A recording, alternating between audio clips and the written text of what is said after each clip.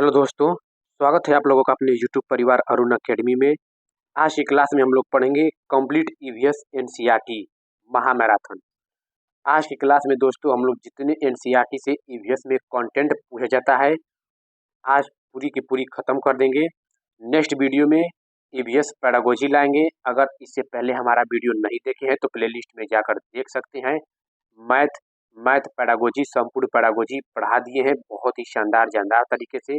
और आज की क्लास में हम लोग पढ़ेंगे ईवीएस एनसीईआरटी जो 15 नंबर कंटेंट से आता है, 15 नंबर पेडागोजी से आता है।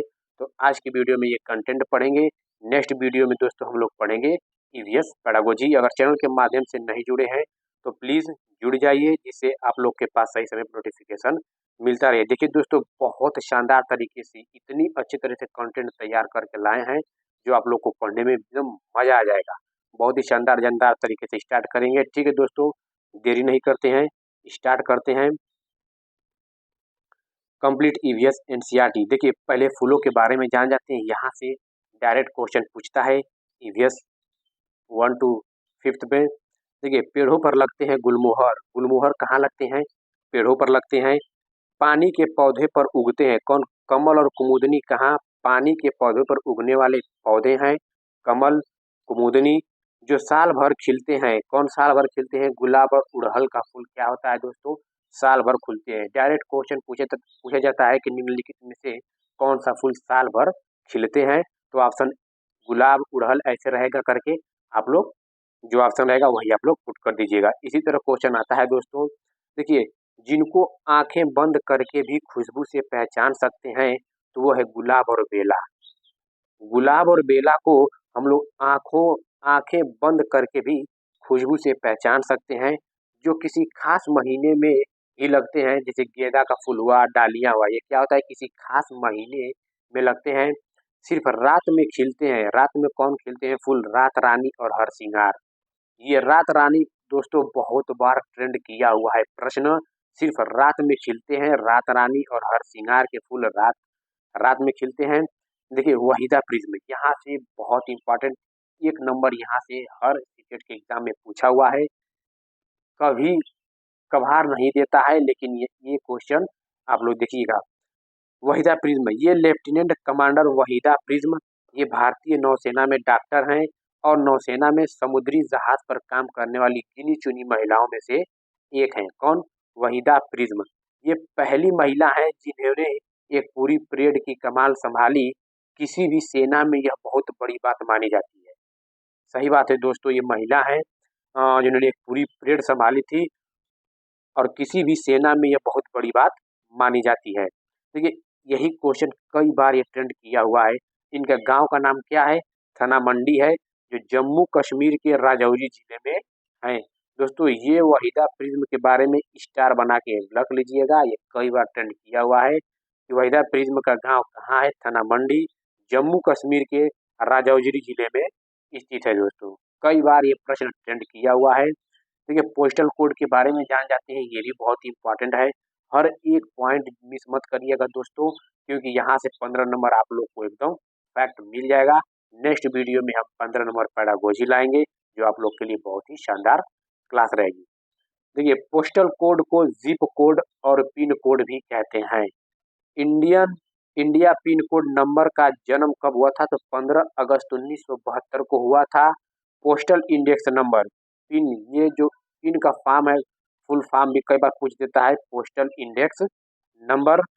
तो याद रखिएगा कि पोस्टल कोड को जिप कोड भी कहते हैं और पिन कोड भी कहते हैं।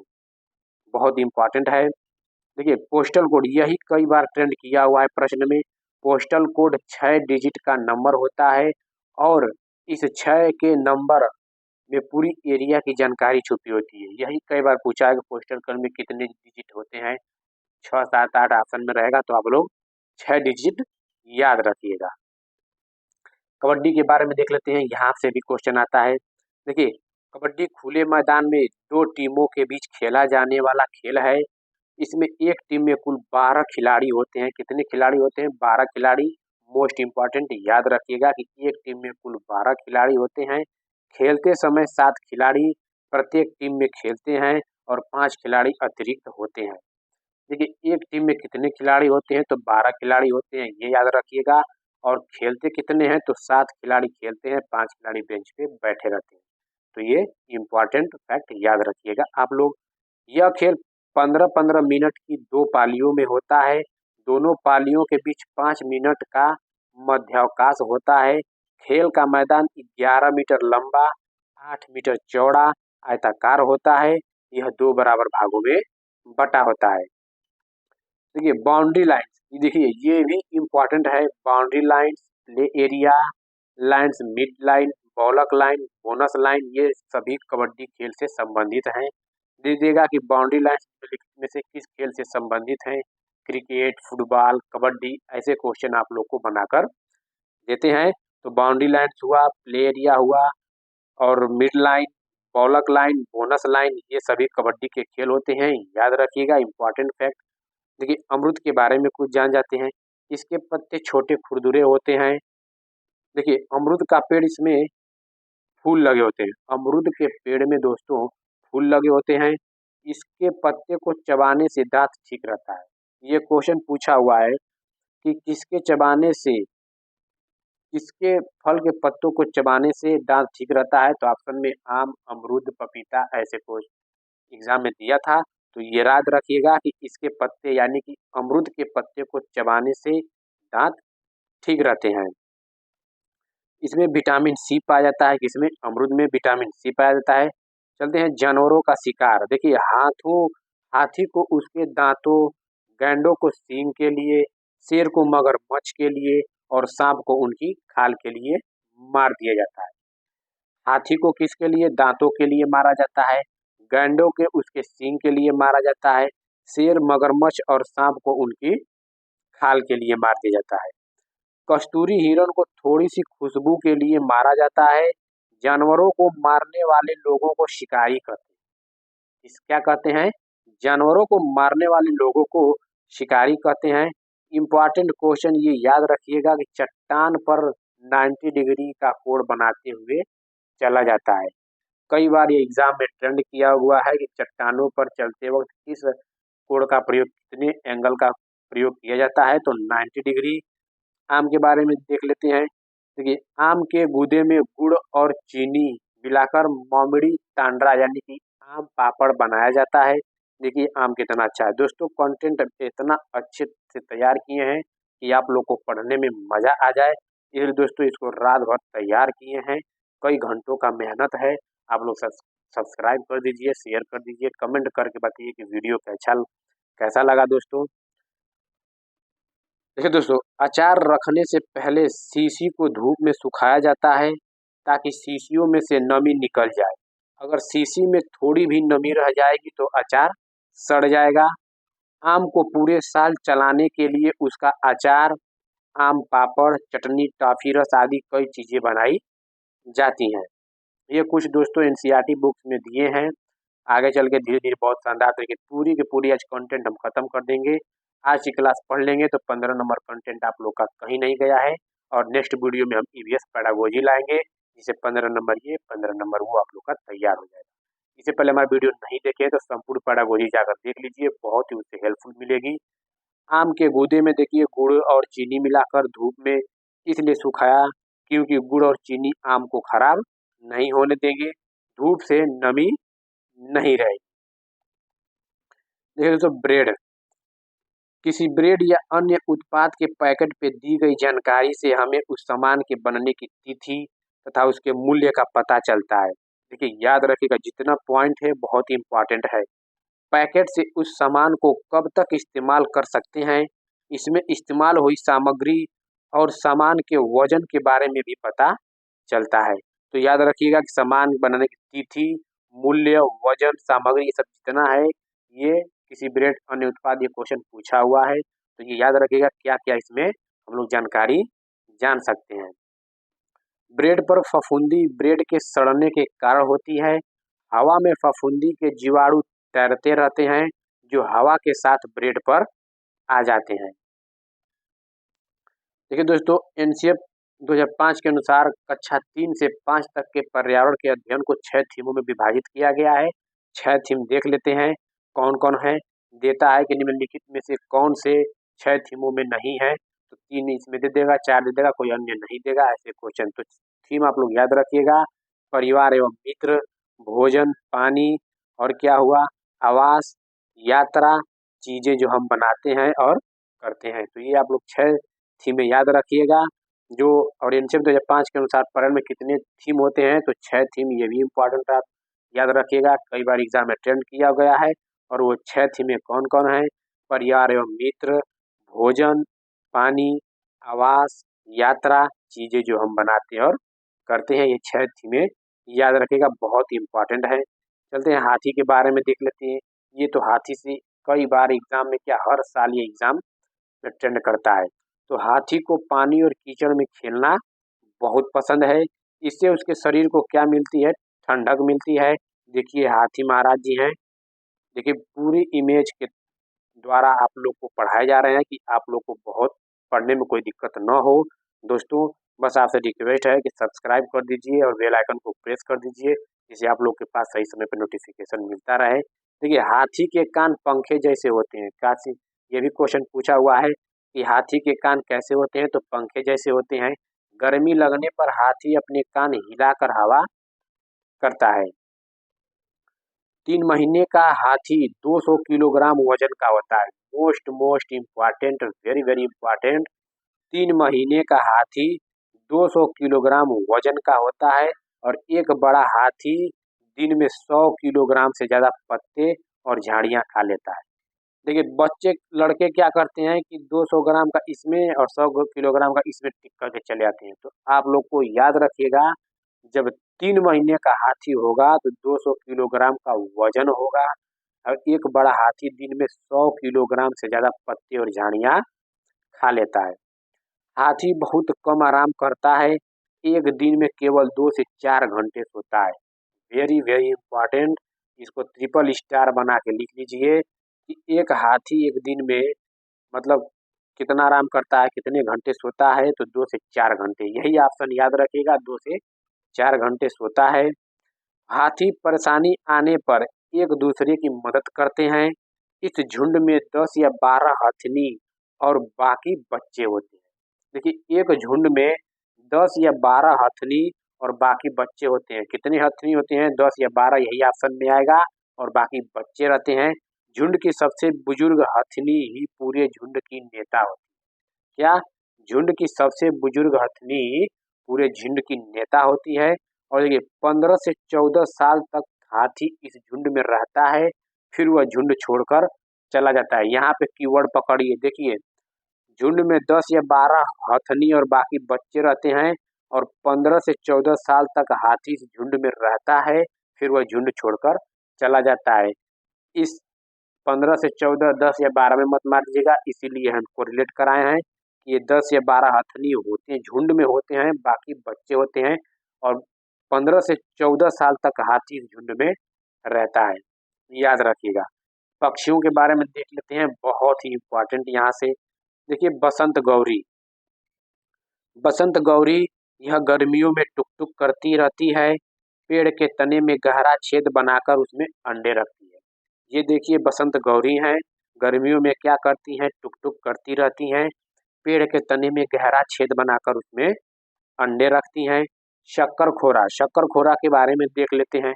शक्कर खोरा किसी छोटे पेड़ या झाड़ी की डाली पर अपना लटकता हुआ घोंसला बनाती है। देखिए पेड़ या झाड़ी पर लटकता हुआ घोंसला बनाती है कौन, शक्कर खोरा। इसका घोंसला बाल, मकड़ी के जाले, पतली टहनियाँ, बारीक घास, सूखे पत्ते, रुई, पेड़ की छाल के टुकड़े और कपड़े के चिथड़ों से बना होता है। बहुत इम्पोर्टेंट दोस्तों जो हम लाए हैं, देखिए ये तो बहुत ही इम्पोर्टेंट है, दार्जिलिंग चिड़िया यानी कि टेलर बर्ड। इससे इस चिड़िया से दोस्तों हर बार एग्जाम में ट्रेंड करता है, कभी कभार नहीं देता है, जब दूसरे चिड़िया का दे देता है तो ये बहुत इम्पोर्टेंट है दार्जिलिंग चिड़िया। वैसे तो पूरी की पूरी पॉइंट हम एकदम जितने लेकर आए सब टॉपिक है, एक भी क्वेश्चन मत छोड़िएगा, एक भी स्लाइड मत छोड़िएगा, बहुत इम्पोर्टेंट है। यहाँ से 15 नंबर आप फैक्ट पा जाएंगे और 15 नंबर ईवीएस पैडागोजी लेकर आएंगे नेक्स्ट वीडियो में, तो आप लोग का 30 नंबर कंप्लीट हो जाएगा ईवीएस में। बस चैनल के माध्यम से आप लोग जुड़ जाइए। देखिए दार्जिन चिड़िया अपनी नुकीली चोंच से पत्तों को सी लेती हैं और उनसे एक थैली सी बना लेती हैं और उसमें अंडे देती हैं। देखिए ये दार्जिन चिड़िया ऐसे पत्ते हैं, ऐसे ऐसे ये सी लेती हैं। ठीक, तो ये कौन है? दार्जिन चिड़िया है, यानी कि टेलर बर्ड। टेलर दर्जी, दर्जी क्या करते हैं? कपड़े सीते हैं। तो वही है, दार्जिन चिड़िया अपने नुकीली चोंच से पत्ते को सी लेती हैं और उनसे एक थैली सी बना लेती हैं और उसमें अंडे देती हैं। चीलबाज और गिद्ध, यहाँ से देख लेते, चीलबाज और गिद्ध हमसे 4 गुना अधिक दूर तक देख पाते हैं। कई बार ये भी ट्रेंड किया गया है कि आदमियों की तुलना में चीलबाज और गिद्ध कितना गुना देख सकते हैं? तो 4 गुना अधिक दूर तक देख सकते हैं। देखिए चील की पूंछ खांचे वाली होती है, ये पॉइंट 5 स्टार बना लीजिए। किस चिड़िया की पूंछ खांचे वाली होती है? तो वो है चील। चील की पूंछ खांचे वाली होती है। जमीन पर पड़ी हुई कोई चीज किसी चील को एक 1 से 2 किलोमीटर की दूरी से दिखाई दे जाती है। कोई चीज किसी चील को 1 से 2 किलोमीटर की दूरी से दिखाई दे जाती है। गिद्ध मरे हुए जानवरों को खाकर जगह साफ कर देता है और आकाश में ऊंचाई पर उड़ता है। गिद्ध दोस्तों आकाश में ऊंचाई पर उड़ता है, तो ऑप्शन किसके पास जाएंगे? गिद्ध के पास जाएंगे। और खांचे वाली पूंछ होती है तो चील के पास जाएंगे। और ये तीनों चील गिद्ध बाज क्या है? 4 गुना आदमियों से अधिक देखते हैं। नर बीवर पक्षी, देखिए नर बीवर पक्षी अपने घोंसले बनाते हैं। मादा बीवर उन सभी घोंसलों को देखती हैं और फिर उनमें से घोंसला सबसे ज्यादा पसंद आता है उसमें ही अंडे देती हैं। जैसे क्या होता है दोस्तों, ये नर बीवर पक्षी हैं, ये नर जो है अपना घोंसला स्वयं बनाती हैं और उसमें जो सबका अच्छा लगता है उसमें मादा बीवर उन घोंसले में देखती हैं, फिर उसमें क्या करती हैं?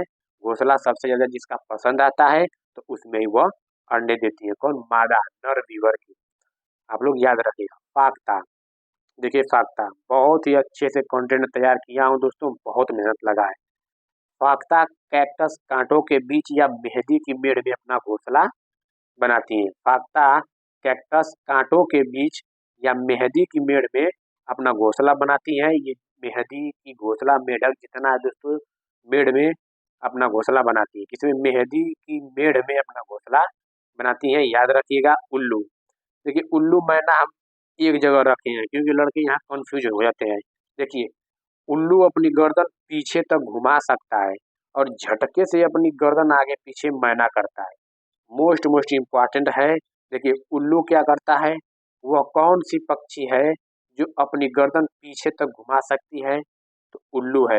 वह कौन सी पक्षी है जो अपनी गर्दन झटके से आगे पीछे करती है? तो मैना। जब झटके से आगे पीछे की बात करेगा तो मैना के पास जाएंगे और पीछे लगभग 360 डिग्री घुमाना यानी कि उल्लू के पास जाएंगे। कलचिड़ी, देखिए कलचिड़ी पत्थरों के बीच अपना घोंसला बनाती हैं। इनके घोंसले में पौधों की नाजुक टहनी, जड़ें, ऊन, बाल, रुई सब बिछा रहता है। यह छोटे छोटे कीड़े खाती हैं। कौन खाती हैं? कलचिड़ी छोटे छोटे। इनकी चोंच अंदर से लाल होती है। इनकी चोंच लाल होती है अंदर से, कलचिड़ी की। एग्जाम में अटेंड किया हुआ प्रश्न है कि निम्नलिखित में से इनमें से कौन से चिड़ी की अंदर से चोंच लाल होती है? तो कलचिड़ी की। कौवा, कौवे के घोंसले में लोहे के तार और लकड़ी की टहनियां जैसे चीजें भी होती हैं। कौवा पेड़ की ऊंची डाल पर घोंसला बनाता है। कोयल अपना घोंसला नहीं बनाती है, वह कौवे के घोंसले में अंडे देती है। याद रखिएगा कि कोयल अपना घोंसला नहीं बनाती है, वह कौवे के ही घोंसले में अंडे देती है। कौवा अपने अंडों के साथ साथ कोयल के अंडों को भी सेता है। बहुत जितना पॉइंट है दोस्तों एक भी मिस मत करिएगा। गौरैया, गौरैया अलमारी के ऊपर आईने के पीछे अपना घोंसला बनाती है। कौन? गौरैया अलमारी के ऊपर आईने के पीछे अपना घोंसला बनाती है। कबूतर पुराने मकान या खंडहर में घोंसला बनाते हैं। कबूतर कहाँ बनाते हैं? पुराने मकान या खंडहर में घोंसला बनाते हैं। और गौरैया अलमारी के ऊपर या आईने के पीछे अपना घोंसला बनाती है। सांप के बारे में देख लेते हैं। हमारे देश में केवल 4 तरह के जहरीले सांप होते हैं। इनके नाम है नाग, करैत, दुबैया, अफाई। ये सांप हैं, तो याद रखिएगा कि हमारे देश में कितने प्रकार के सांप पाए जाते हैं? 4, सिर्फ और 4 प्रकार पे आप लोग जाइएगा। कौन कौन होते हैं? नाग, करैत, दुबैया, अफाई। ये जहरीले सांप होते हैं 4 प्रकार के, नाग, करैत, दुबैया और अफाई। जब सांप किसी को काटता है तो उसके 2 खोखले जहर वाले दांतों से उस व्यक्ति के शरीर में जहर चला जाता है। देखिए 2 खोखले जहर, ये भी कई बार पूछा है, कितने होते हैं जहर? 2 खोखले जहर वाले दांत होते हैं। जब सांप किसी को काटता है तो उसके 2 खोखले जहर वाले दांतों से उस व्यक्ति के शरीर में जहर चला जाता है।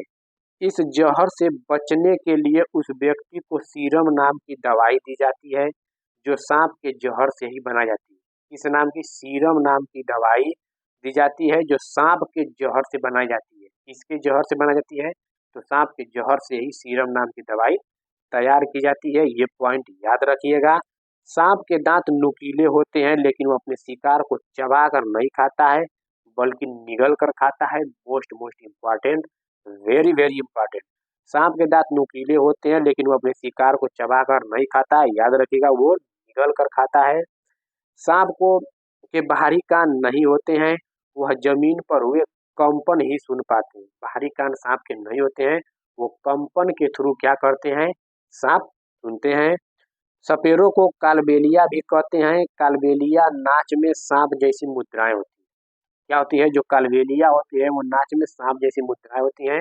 और सपेरों को किस नाम से जाना जाता है? तो कालबेलिया नाम से जाना जाता है। याद रखिएगा।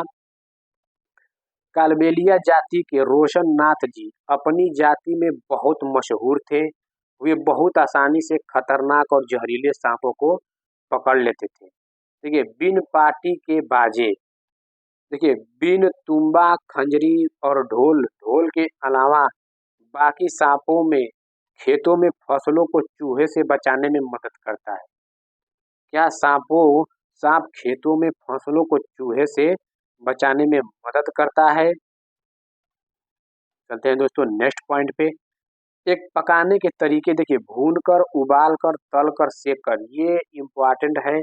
पकाने के तरीके कितने होते हैं? 4 प्रकार के, भूनकर, उबालकर, तलकर, सेककर। ये याद रखिएगा, इम्पोर्टेंट पॉइंट यहाँ पे रख दिए हैं। उधयू, देखिए उधयू से भी यहाँ से इम्पोर्टेंट है, यहाँ से भी क्वेश्चन बनता है।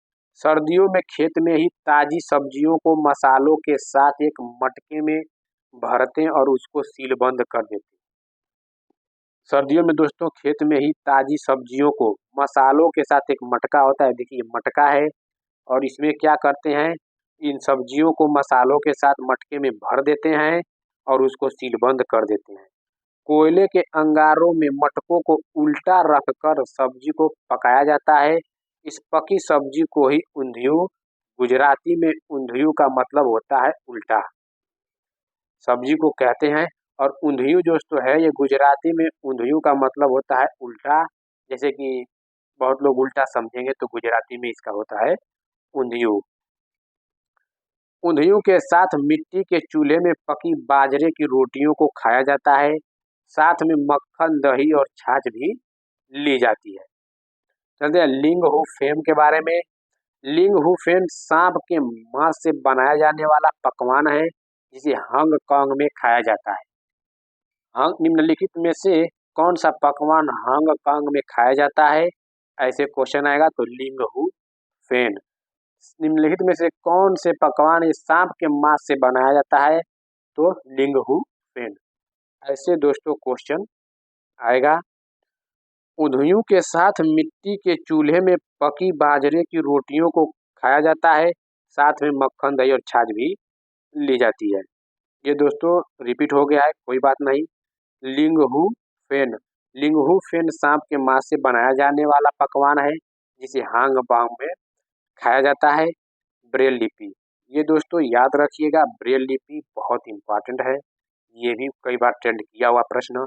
लुइस ब्रेल फ्रांस के थे। 3 साल की उम्र में अपने पिता के औजारों से खेलते हुए उनकी आंखों की रोशनी चली गई। जो लुइस थे दोस्तों, ये लुई ब्रेल फ्रांस के थे, जब 3 साल के थे तो अपने पिता के औजार से खेलते थे। तो उन्हीं औजारों से लुइस ब्रेल की आँखों की रोशनी चली गई, तो पढ़ाई में बहुत रुचि थी। इनकी पढ़ाई में क्या थी? बहुत रुचि थी।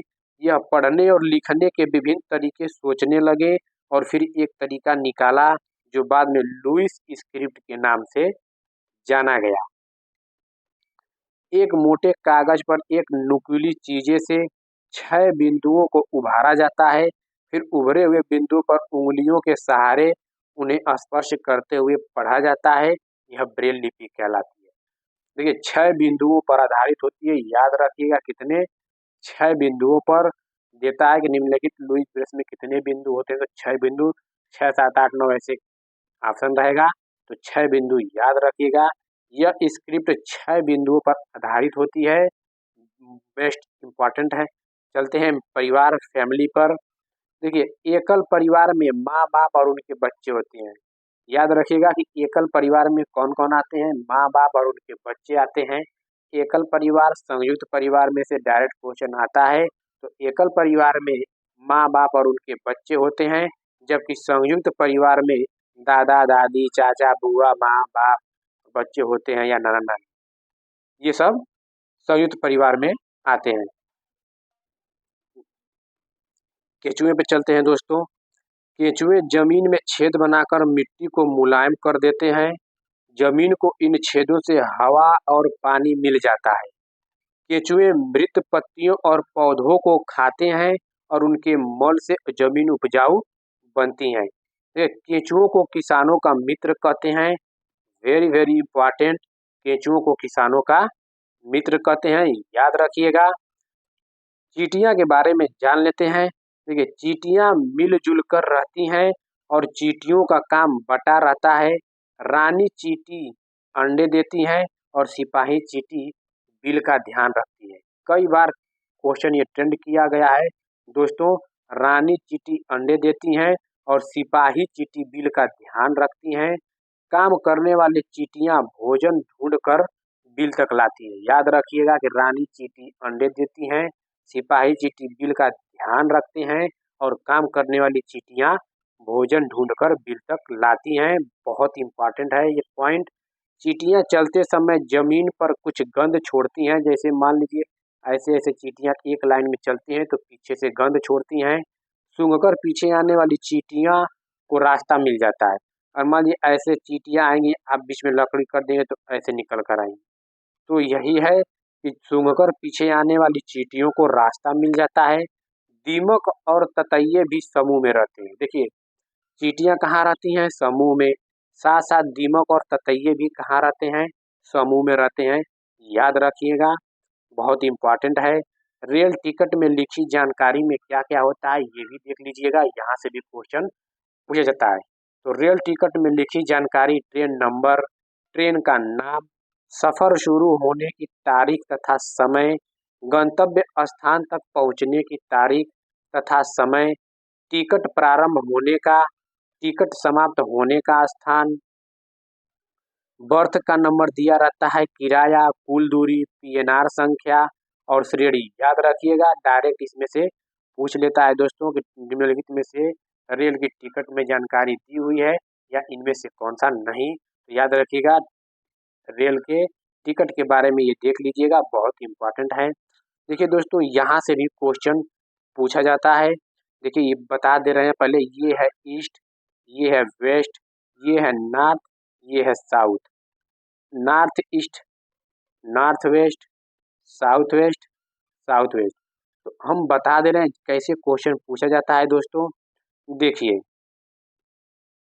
अगर क्वेश्चन में पूछ दे कि उत्तर प्रदेश, उत्तर प्रदेश उड़ीसा के किस दिशा ओर है, किस ओर है? देखिए उत्तर प्रदेश यहाँ पे आप रखिएगा, अपने माइंड में ये मैप देख लीजिएगा एक बार, मैप से क्वेश्चन जरूर पूछता है। अब देखिए उत्तर प्रदेश उड़ीसा के किस दिशा में है, तो उड़ीसा यहाँ पे, तो उड़ीसा को ऐसे बना लीजिएगा। देखिए इधर पूरब हो गया, इधर पश्चिम, इधर उत्तर हो गया, नीचे दक्षिण। तो ये इस साइड आ गया उत्तर प्रदेश, तो इधर पश्चिम और उत्तर। मतलब उत्तर प्रदेश उड़ीसा के किस दिशा में है, तो उत्तर पश्चिम की, तो एक बार मैप देख लीजिएगा कहाँ कैसे कैसे है कि जम्मू कश्मीर कहाँ है, लद्दाख, ये पूर्वी साइड, ये जो तटीय क्षेत्र वाले हैं इनको देख लीजिएगा। देखिएगा कि राजस्थान मध्य प्रदेश के किस दिशा ओर है, तो राजस्थान यहाँ पे है, मध्य प्रदेश यहाँ पे है, तो मध्य प्रदेश ऐसे देखेंगे।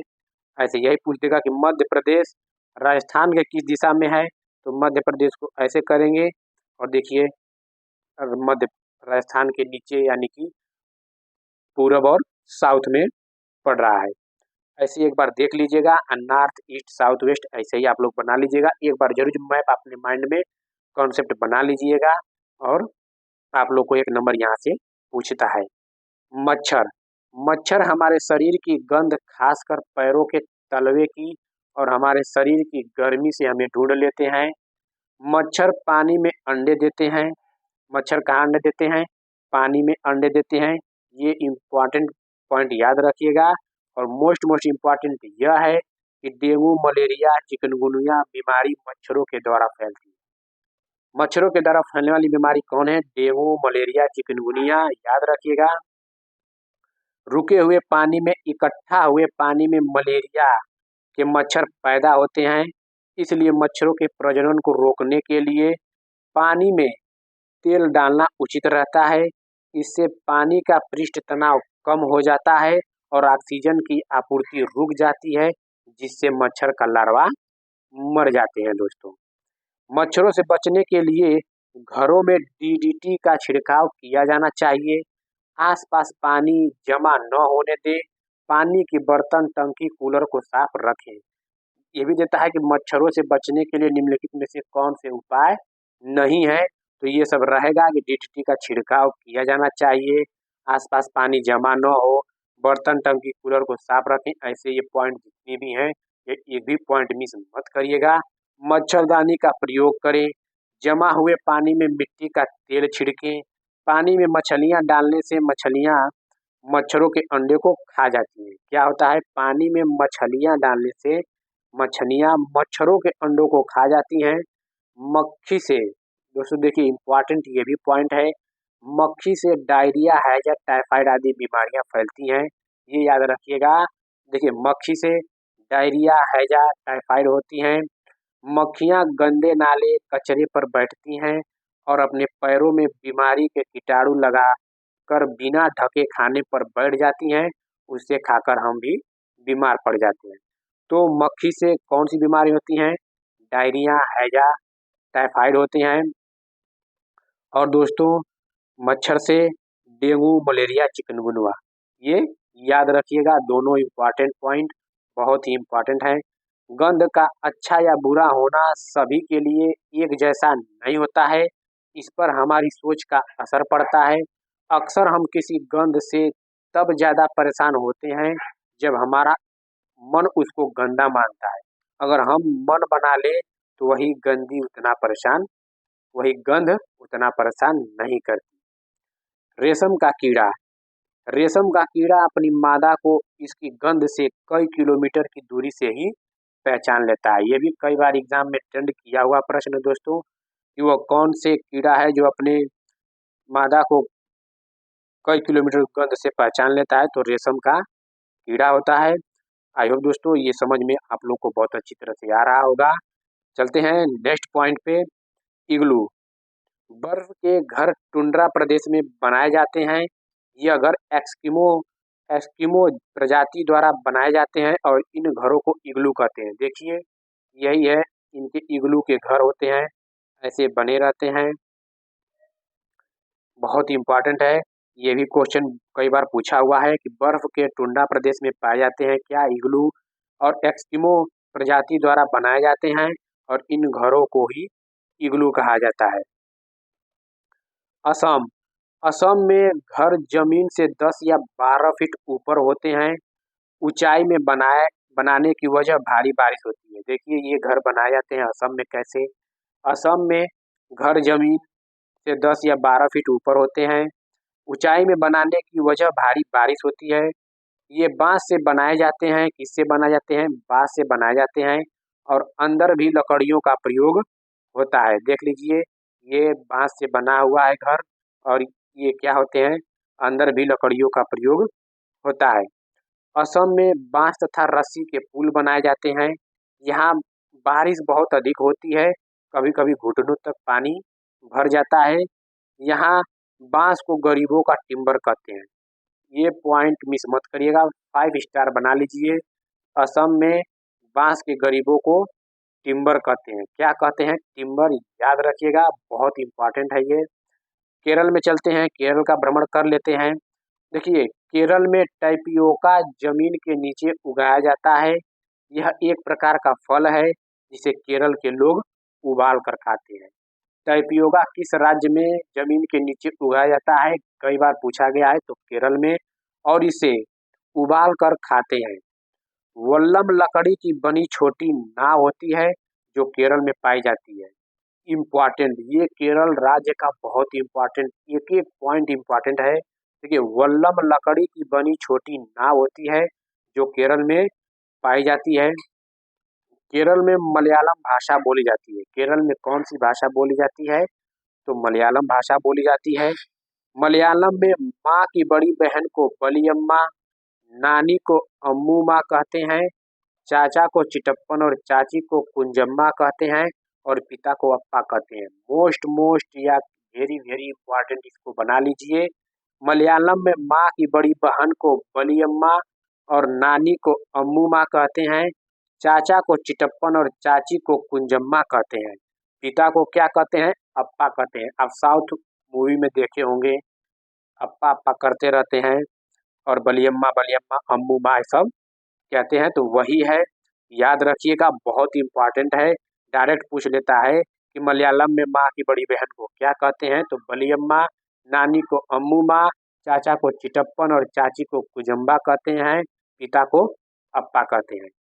केरल में एक जगह से दूसरी जगह जाने के लिए फेरी नाव का प्रयोग किया जाता है। ये भी क्वेश्चन ट्रेंड किया हुआ है कि केरल में एक जगह से दूसरी जगह जाने के लिए किस चीज का प्रयोग किया जाता है? तो फेरी नाव का प्रयोग किया जाता है। केरल को मसालों का बगीचा भी कहते हैं, और कथकली नृत्य केरल में होता है। कहाँ का है कथकली? केरल का। यहाँ केले के फूलों से सब्जी बनाई जाती है। केले के फूलों से सब्जी बनाई जाती है केरल में।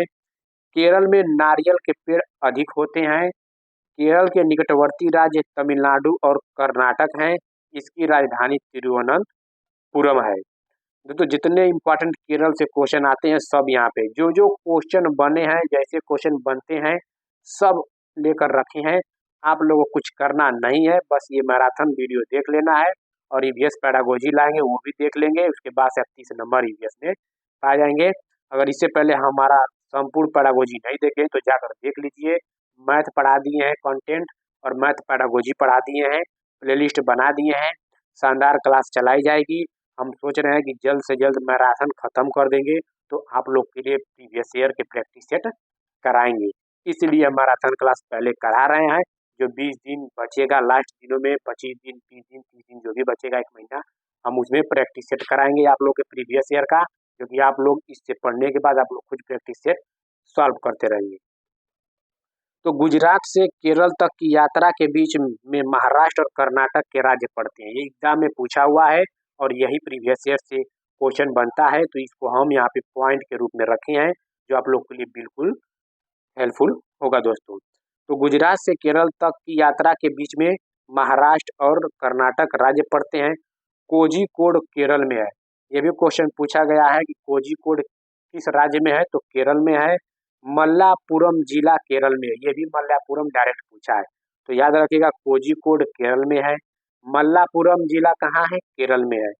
चलते हैं राजस्थान की भ्रमण कर लेते हैं थोड़ा। राजस्थान में मिट्टी के घर बनाए जाते हैं।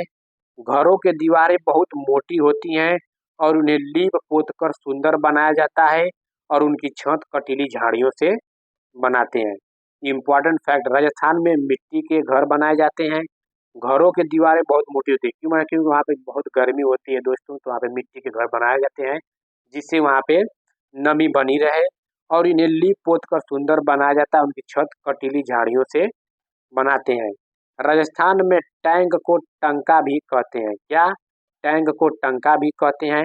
अपने आंगन में जमीन में गड्ढा खोदकर टैंक का निर्माण करते हैं और अपनी छतों का ढाल बनाते हैं, जिससे कि बारिश का सारा पानी इन टैंकों में जा गिरे और बाद में इसे छानकर उपयोग में लाते हैं। यहाँ बारिश बहुत कम होती है। कहाँ? राजस्थान में। टेकला गांव 1600 मीटर ऊंचा है, जो राजस्थान के झालर पतन या झलवार में। ये इम्पोर्टेंट है, इसको याद रखिएगा। टेकला गांव कहाँ है? 1600 मीटर ऊंचा है टेकला गांव, जो राजस्थान के झालर पतन या झलवार में है दोस्तों। Most important, very very important ये है, राजस्थान के जोधपुर में खेजड़ली गांव के लोग पेड़ों को कटने से बचाने के लिए 300 साल पहले पेड़ों से चिपक कर खड़े हो गए थे। 300 साल बाद के बाद भी यहाँ के लोग, जो बिश्नोई कहलाते हैं, पेड़ों और जानवरों के प्रति संवेदनशील है और इनकी रक्षा करते हैं। रक्षा सबको करनी चाहिए, पेड़ लगानी चाहिए, हमारे इन्वायरमेंट को बचाना चाहिए। तो यहाँ पे देखिए बिश्नोई कहलाते हैं जो यहाँ पे ये लोग, जो बिश्नोई हैं, पेड़ों को जानवरों के प्रति संवेदनशील और उनकी रक्षा करते हैं, आज भी 300 साल के बाद भी दोस्तों। तो हर सबका कर्तव्य बनता है दोस्तों।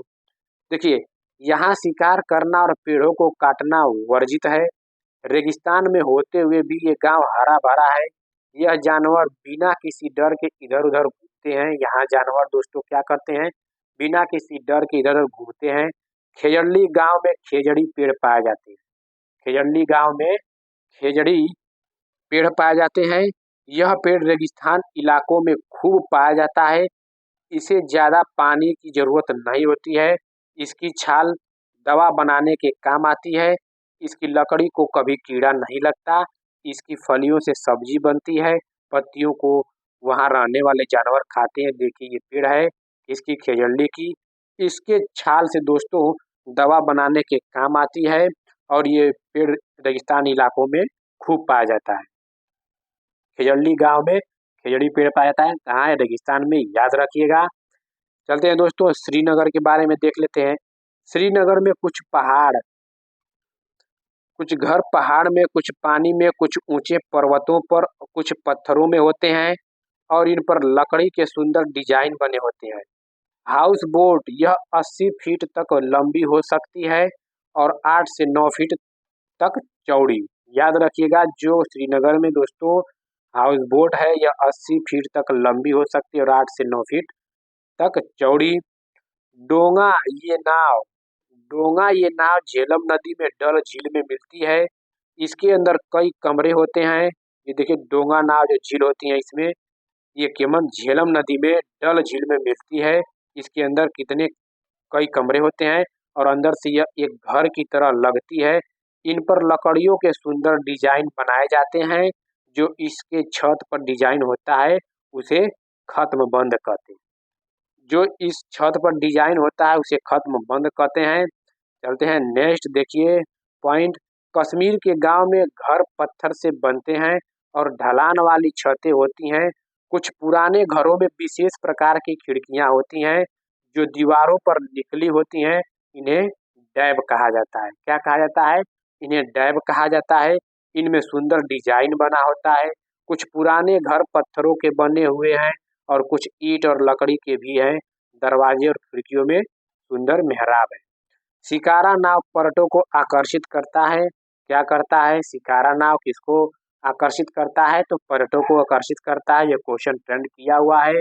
कश्मीर में सरसों के तेल में मछली को पकाकर खाते हैं। गोवा में नारियल के तेल में।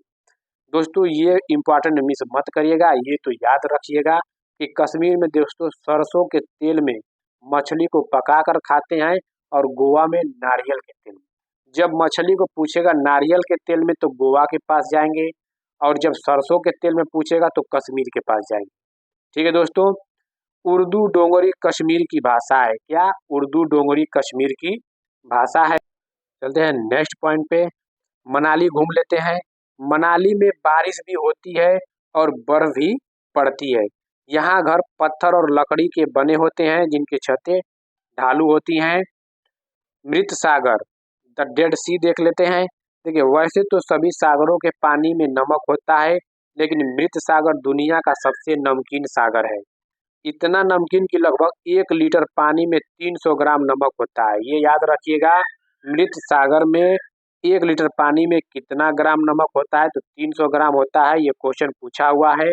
मृत सागर में हम ऐसे तैर सकते हैं जैसे आराम से लेटे हों। बाघ दोस्तों, बाघ अंधेरे में हमसे 6 गुना बेहतर देख सकता है। बाघ की मूछें हवा में हुए कंपन को भांप लेती है, जिससे उसे शिकार की सही स्थिति का पता चल जाता है और इससे वो अंधेरे में रास्ता ढूंढ लेते हैं। कई बार क्वेश्चन ये पूछा हुआ है कि बाघ हमसे कितने गुना देख सकते हैं, तो 6 गुना अधिक देख सकते हैं। जो बाघ की मूंछ है दोस्तों, ये बाघ की मूंछें जो हैं हवा में कंपन को भांप लेती है, जिससे शिकार की सही स्थिति का पता चल पाता है। बाघ अपने इलाके में मूत्र करके अपनी गंध छोड़ता है। दूसरा बाघ इस गंध को तुरंत पहचान लेता है। याद रखिएगा दोस्तों ये पॉइंट, जो बाघ है अपने इलाके का मूत्र कैसे करता, इलाके कैसे पहचानता है, तो मूत्र करके अपनी गंध छोड़ता है और दूसरा बाघ इस गंध को तुरंत पहचान लेता है। बाघ मौके के अनुसार अपनी आवाज बदलता रहता है। बाघ का गुर्राना 3 किलोमीटर दूर तक सुना जा सकता है। वेरी वेरी इंपॉर्टेंट, कई बार ये ट्रेंड किया हुआ है कि बाघ का गुर्राना कितने किलोमीटर दूर तक सुना जाता है, तो 3 किलोमीटर दूर तक। बाघ के दोनों कान बाहर की आवाज इकट्ठा करने के लिए अलग अलग दिशाओं में बहुत ज्यादा घूम भी जाते हैं। बाघ हवा से पत्तों के हिलने और शिकार की झाड़ियों में हिलने से हुई आवाज के अंतर को तुरंत भांप लेता है। क्या कहता है, जो बाघ हवा से पत्ते जब हिलते हैं तो जान जाता है कि हवा से है कि शिकार की झाड़ियों से है। तो किससे पहचानता है, पत्तों के हिलने से तुरंत पहचान जाता है। लंगूर के बारे में देख लेते हैं। जंगल में ऊंचे पेड़ पर बैठा लंगूर अपने पास आती मुसीबत को देखकर एक खास आवाज निकालकर अपने साथियों को संदेश देता है और उन्हें चौकन्ना करता है। रेगिस्तानी ओक, ऑस्ट्रेलिया में रेगिस्तानी ओक पेड़ पाया जाता है जिसकी ऊंचाई 11 से 12 फीट होती है और इसकी पत्तियां बहुत कम होती हैं। तो रेगिस्तानी ओक कहाँ पाया जाता है, तो ऑस्ट्रेलिया में। और इसकी जड़ें जमीने के अंदर 250 से 300 फीट तक जाती है। जब तक पानी तक न पहुंच जाए, यह पानी पेड़ के तने में जमा होता रहता है। जब कभी इस इलाके में पानी नहीं होता या पानी की कमी पड़ जाती है, तो वहां के लोग इसके तने के अंदर पतला पाइप डालकर छेद कर कर पानी निकाल लेते हैं। देखिए ये रेगिस्तानी ओक है, कहाँ पाई जाती है, तो ऑस्ट्रेलिया में। इसकी जड़ें 11 से 20 फीट होती है। सब्जियां, अधिकतर सब्जियां पौधों के फूल होती हैं और कुछ सब्जियां पौधों का फल भी होती हैं। लोहा यानी कि आयरन गुड़, आंवला और हरे पत्तेदार सब्जियों में मिलता है। विदेश से आने वाली सब्जियां देख लेते हैं। हरी मिर्च, टमाटर, आलू आया कहाँ से, साउथ अमेरिका से। गोभी और टमाटर यूरोप से। कॉफी बीन्स और भिंडी अफ्रीका से। सोयाबीन चीन से। बीज के बारे में कुछ देख लेते हैं। बीजों को प्राचीन समय में सूखी लौकी में रखकर उस पर मिट्टी का लेप कर देते थे और नीम की पत्तियां इन्हें कीड़ों से बचाती थी। पौधे स्वयं भी अपने बीजों को दूर फेंक देते हैं और कपड़ों में चिपक कर तथा पानी के जरिए भी एक जगह से दूसरी जगह पहुंच जाते हैं। कौन, बीज।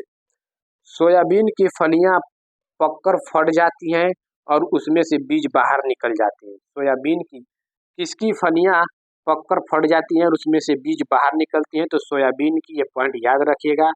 काली मिर्च, सौंफ, गेहूं आदि ये बीज होते हैं। दोस्तों ये सब एनसीईआरटी ईवीएस में जितना एनसीईआरटी में दिया है, जितना 3 to 5 में, सब उसका निचोड़ ला कर हम लाए हैं। ये देखिए अपने मन से जो क्वेश्चन पूछा हुआ है वही है और एनसीईआरटी बुक से है। अपने मन से कुछ नहीं है दोस्तों, जितना है आप फक्त इतना आप लोग के लिए बहुत काफ़ी है। देखिए नाशपाती, भिंडी, करेला, खीरा, टमाटर, चीकू आदि में बीज होता है। इन सब में क्या होता है, तो याद रखिएगा नाशपाती, भिंडी, करेला, खीरा, टमाटर, चीकू आदि में बीज होता है। निम्नलिखित में से कौन से किसमें बीज नहीं पाए जाते हैं, तो 3 इसमें से दे देगा। एक जिसमें से नहीं पाया जाता है वो देगा, ऐसे क्वेश्चन इससे पूछता है। मिट्टी में गोबर मिलाने से मिट्टी में कीड़ा नहीं लगता। कपड़े में बंधा हुआ बीज पानी में भिगोए गए बीज की तुलना में जल्दी से अंकुरित हो जाता है, क्योंकि कपड़े में बीज सांस लेने में सक्षम है। यदि बीज को कपड़े में बांध दिया जाए और उनमें से आधे अंकुरित हो जाएं और आधे नहीं, तो इसका कारण होता है, यदि बीज को कपड़े में बांध दिया जाए और उनमें से आधे अंकुरित हो जाएं और आधे नहीं, तो इसका कारण क्या होता है? बीज क्षतिग्रस्त थे, बीज बीज में से टूट गए थे, बीज में कीड़े लग चुके थे। कुछ पौधे बिना बीज के उगते हैं, जैसे गुलाब, गन्ना और केला आदि।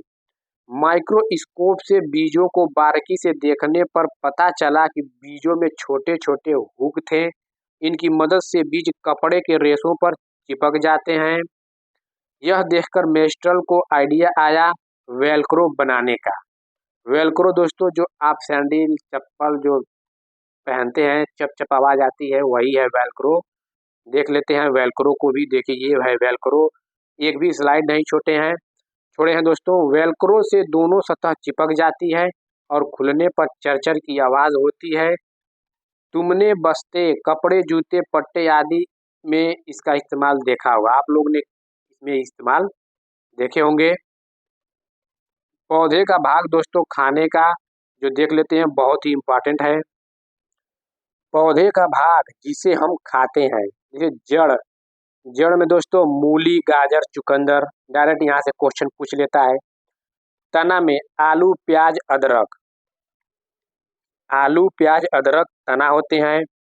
पत्ती में धनिया, पत्ता गोभी, अरबी, पालक, कड़ी पत्ता। बीज चना, बाजरा, सरसों, गेहूं, धान, ये सब बीज है। फूल सहजन, केला, कचनार, ये सब क्या है? फूल है। फली मटर क्या है? फली है। बिहार में देख लेते हैं, ये बहुत इंपॉर्टेंट ये भी है। बिहार में मधुबनी नामक जिला है। यहाँ त्योहार एवं खुशी के मौके पर घर की दीवारों पर और आंगन में कई तरह के चित्र बनाए जाते हैं। यह चित्र पीसे हुए चावल के घोल में रंग मिलाकर बनाए जाते हैं। ये देखिए चित्र है मधुबनी नामक जिला में। यहाँ पे जो दीवारों पर जो आंगन में चित्र बनाते हैं, चावल को उसमें रंग घोलकर दोस्तों कई प्रकार के ऐसे ऐसे चित्र बनाते हैं। यही बिहार की से मधुबनी जिला कहाँ पाता है? बिहार में। बहुत इंपॉर्टेंट है, याद रखिएगा। और इन रंगों को बनाने के लिए नील, हल्दी, फूल, पेड़ों के रंग आदि का इस्तेमाल किया जाता है। चित्रों में इंसान, जानवर, पेड़, फूल, पंछी, मछलियां आदि जीव जंतु साथ में बनाए जाते हैं। मधुबनी चित्रकला बहुत पुरानी है, इसका नाम इस जिले के नाम पर ही पड़ा गया। तो याद रखिएगा मधुबनी चित्रकला कहाँ बनाई जाती है? तो बिहार राज्य से संबंधित है। कई बार ये क्वेश्चन ट्रेंड किया हुआ है। मधुमक्खी पालन, देखिए बिहार के मुजफ्फरपुर का बोचहा गांव, इस इलाके में लीची के पेड़ बहुत अधिक पाए जाते हैं। इस इलाके में मुजफ्फरपुर का बोचहा गांव, इस इलाके में लीची के पेड़ बहुत अधिक पाए जाते हैं। लीची के फूल मधुमक्खियों को बहुत लुभाते हैं। क्या कहते हैं? लीची के फूल मधुमक्खियों को बहुत लुभाते हैं। इसलिए इस क्षेत्र के लोग मधुमक्खी पालन, शहद बनाने का काम करते हैं। तो मधुमक्खी पालन कहाँ होता है? तो बिहार में डायरेक्ट क्वेश्चन पूछ लेता है। और मुजफ्फरपुर का बोचहा गांव, यही है दोस्तों। अक्टूबर से दिसंबर मधुमक्खी के अंडे देने का समय होता है। ये भी पूछा गया है कि मधुमक्खी के अंडे देने का समय कब होता है? तो अक्टूबर से दिसंबर, याद रखिएगा। और यही मधुमक्खी पालन शुरू करने का भी सही समय होता है। मधुमक्खी पालन को एपीकल्चर कहते हैं। लीची के फूल फरवरी में खिलते हैं। लीची के फूल कब खिलते हैं? तो फरवरी में खिलते हैं, याद रखिएगा। मधुमक्खी पालन को क्या कहते हैं? तो एपीकल्चर कहते हैं। मधुमक्खी के हर छत्ते में एक रानी होती है जो अंडे देती है। छत्ते में कुछ नर मक्खी भी होते हैं। कौन सी मधुमक्खी हर छत्ते में वो अंडे देती है? तो रानी होती है जो अंडे देती है। छत्ते में बहुत सारे काम करने वाले मक्खियां भी होती हैं। यह दिन भर काम करती हैं और शहद के लिए फूलों का रस ढूंढती हैं। जब किसी मक्खी को रस मिल जाता है तो वह एक तरह का नाच करती हैं। उससे दूसरी मक्खियों को पता चल जाता है कि रस कहाँ पर है। मधुमक्खी रस से शहद बनाती हैं। छत्ता बनाने का काम भी इन्हीं का होता है और बच्चों का पालने का भी इन्हीं का होता है। मधुमक्खी पालन में बक्से का प्रयोग किया जाता है। इस बक्से में चीनी का मीठा घोल डाला जाता है। नर मक्खी छत्ते के लिए कुछ खास काम नहीं करते हैं। मधुमक्खी के डंक में फार्मिक अम्ल होता है। मधुमक्खी के डंक में कौन सा अम्ल होता है? तो फार्मिक अम्ल, याद रखिएगा, बहुत इंपॉर्टेंट है। उत्तराखंड में चलते हैं दोस्तों। देखिए, उत्तराखंड में पहाड़ों के बीच में एक ऐसी जगह है जहाँ फूल ही फूल होते हैं। देखिए, फूल ही फूल है उत्तराखंड। यह फूलों की घाटी कहलाती है।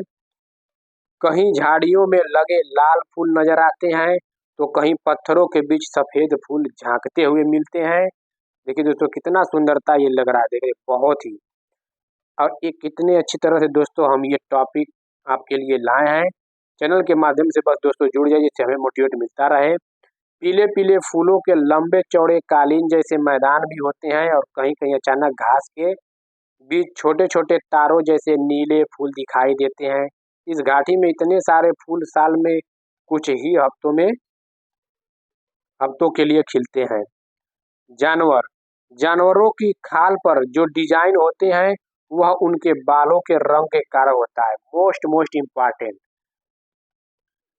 जानवरों के खाल पे जो डिजाइन होते हैं किनके कारण होता है? तो बालों के रंग के कारण होता है। कई बार ये ट्रेंड किया हुआ है। दिन में जागने वाले जानवर आमतौर पर कुछ रंग ही देख पाते हैं।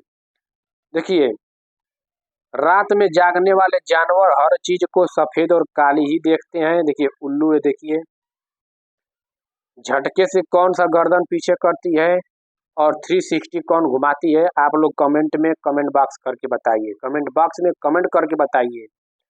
बहुत से जानवर किसी खास मौसम में लंबी गहरी नींद में चले जाते हैं, जैसे छिपकली। छिपकली क्या करती हैं? किसी खास मौसम में लंबी गहरी नींद में चले जाते हैं। कुछ जानवर तूफान या भूकंप आने के कुछ समय पहले अजीब हरकतें करने लगते हैं। जंगलों में रहने वाले लोग समझ जाते हैं कि कुछ बुरा होने वाला है। कुत्ता क्या करता है? उनको एहसास हो जाता है। जानवरों में भी देखने, सुनने और महसूस करने की शक्ति होती है। वैज्ञानिकों का मानना है कि कई जानवरों की अपनी पूरी भाषा है।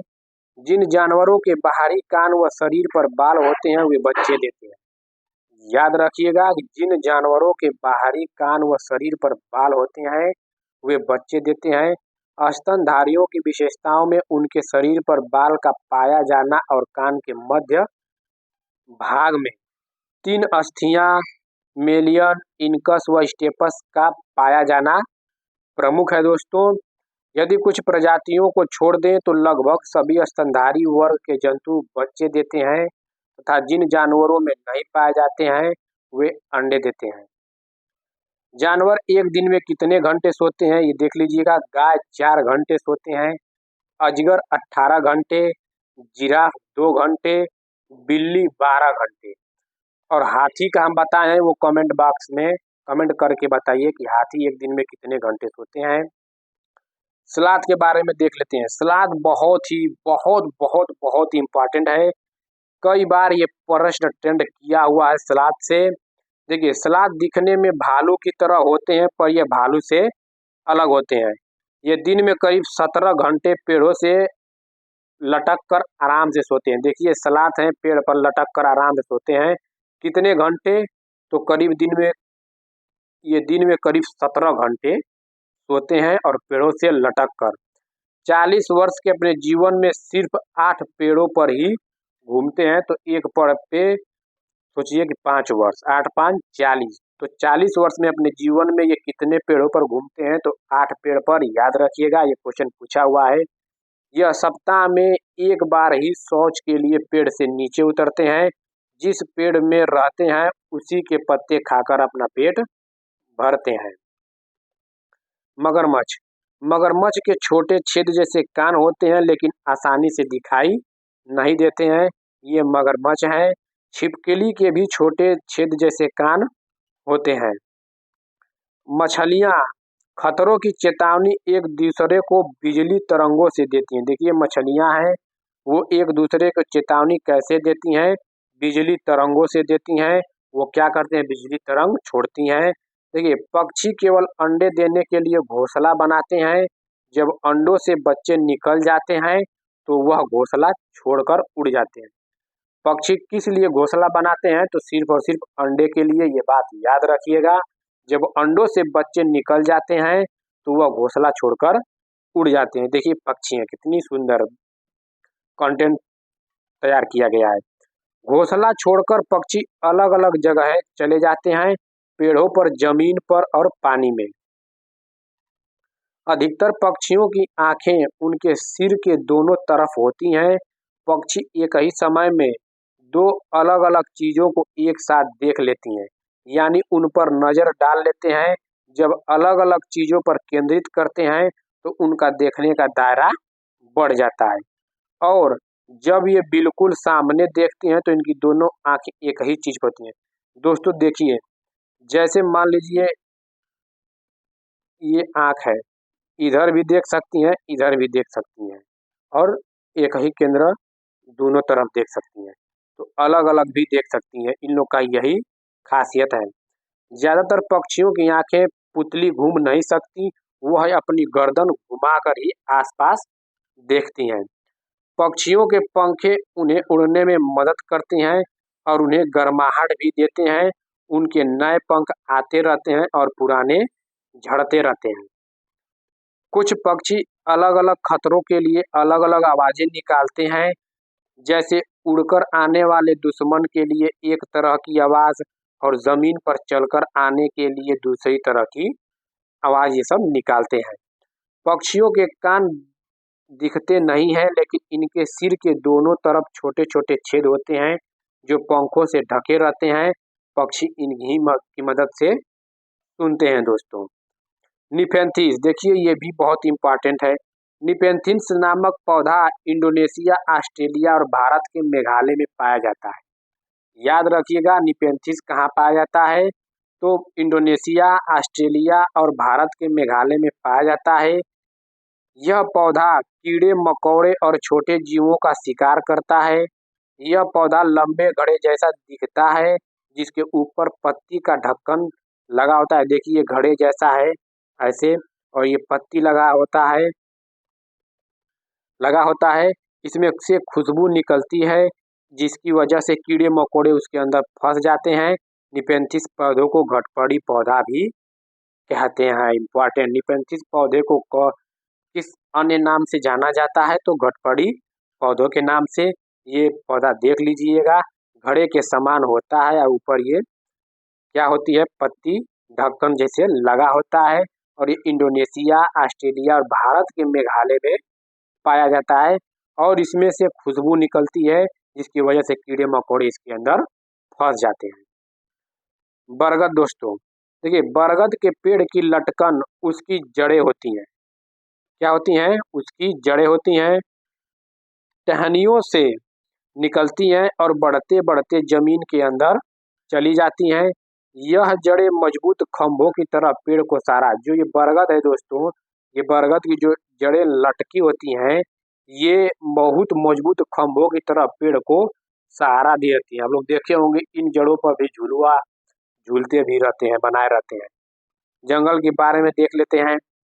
जंगल अधिकार कानून 2007 के अनुसार जो लोग 25 सालों से जंगलों में एक जगह रह रहे हैं, तो यह कानून उन्हें अधिकार देता है कि वह इस जगह पर जो चाहे वह उगा सकते हैं, उन्हें हटाया नहीं जाएगा। कब आया था? जंगल अधिकार कानून 2007 के अनुसार 25 सालों से जो जंगलों में एक जगह रह रहे हैं। घास, घास का पौधा जितना जमीन के ऊपर होता है, उससे कहीं ज्यादा जमीन के अंदर फैला हुआ होता है। घास की जड़ें बहुत मजबूत होती हैं, इन्हें खुरपी से खोद कर निकाला जा सकता है। जड़ें पौधों को सहारा देती हैं, जल तथा खनिजों को अवशोषित करती हैं। यह भी क्वेश्चन पूछा गया है कि जड़ें पौधों को सहारा देती हैं और खनिजों को अवशोषित करती हैं। जिस मैदान में 1 टीन बीज बोए जाते हैं उसे 1 टीन जमीन बोलते हैं। कुड़ुक झारखंड की एक आदिवासी जनजाति है। कुड़ुक भाषा में जंगल को तोरांग कहते हैं। मोस्ट इम्पॉर्टेंट है दोस्तों। कुड़ुक झारखंड की एक आदिवासी जनजाति है। कुड़ुक भाषा में जंगल को क्या कहते हैं? तो तोरांग कहते हैं। भारत के उत्तरी पूर्वी क्षेत्रों में स्थानीय खेती करने का रिवाज है। कुछ पौधे बिना बोए खेतों में अपने आप उग जाते हैं, जिन्हें खरपतवार कहते हैं। इन्हें निकालना जरूरी होता है, नहीं तो सारा खाद और पानी ये ही ले लेगी और फसल कम होती है। क्रोटोन पौधा देख लेते हैं, बहुत ही इम्पोर्टेंट ये भी है। क्रोटोन पौधे जमीन के बारे में उसकी दशा को बता देती है, यानी सिग्नल देती है। क्रोटोन पौधे की जड़ जमीन में ज्यादा गहरी नहीं होती है। ये क्या करती हैं? एक प्रकार की सिग्नल देती हैं। कौन? क्रोटोन पौधे। ये उस जमीन की दशा बताती है, यहाँ पानी है कि नहीं है। जब मिट्टी सूखने लगती है तो इस पौधे की पत्तियां सूखने लगती हैं और झड़ने लगती है, जिससे मिट्टी का पता चल जाता है कि मिट्टी सूख रही है। तो यह एक प्रकार का सिग्नल देती है। सिग्नल देती है तो क्रोटोन पौधा याद रखिएगा, और जमीन की दशा बताती है कौन? क्रोटोन पौधा। मलेरिया। रोनाल्डो रोस ने सबसे पहले बताया कि मलेरिया मच्छरों के कारण होता है। ये भारतीय मूल के थे। कहाँ के थे? रोनाल्डो रोस भारतीय मूल के थे। मलेरिया बुखार में कपकपी और ठंड लगती है। मलेरिया ज्यादा मच्छर एनाफेलिज से फैलता है। मलेरिया को दूर करने की दवाई सिनकोना पेड़ की छाल से बनाई जाती है। याद रखिएगा, मोस्ट इम्पॉर्टेंट है। मलेरिया को दूर करने की दवाई सिनकोना पेड़ की छाल से बनाई जाती है। एनीमिया। एनीमिया हीमोग्लोबिन या आयरन की कमी के कारण होता है। तो एनीमिया दोस्तों कैसे होता है? एनीमिया हीमोग्लोबिन या आयरन की कमी के कारण होता है। यह शारीरिक और मानसिक रूप से प्रभावित करता है। इससे बच्चे ठीक से पढ़ते नहीं हैं, उनका एनर्जी लेवल लो हो जाता है, पढ़ाई में ध्यान नहीं रहता है। चांगथाम। चांगथाम पश्चिमी और उत्तरी तिब्बत में एक ऊंचा पठार है। यहाँ 5000 मीटर ऊंचाई पर स्थित है। कितने? 5000 मीटर ऊंचाई पर स्थित है, याद रखिएगा। जो कुछ हद तक भारत में लद्दाख क्षेत्र के दक्षिण पूर्व में भी फैला हुआ है। यह चांगपा नाम की प्रजाति है, जिसकी आबादी कुल 5000 लोग हैं। यह हमेशा अपनी भेड़ बकरी के साथ घूमते रहते हैं। चांगपा लोग अपने टेंट को रैबो कहते हैं। क्या कहते हैं? चांगपा लोग अपने टेंट को रैबो कहते हैं। यहाँ सर्दियों में 70 किलोमीटर पर आवर की हवा चलती है। चांगपा की भाषा में चांगथांग का मतलब ऐसी जगह से है जहाँ कम लोग रहते हैं।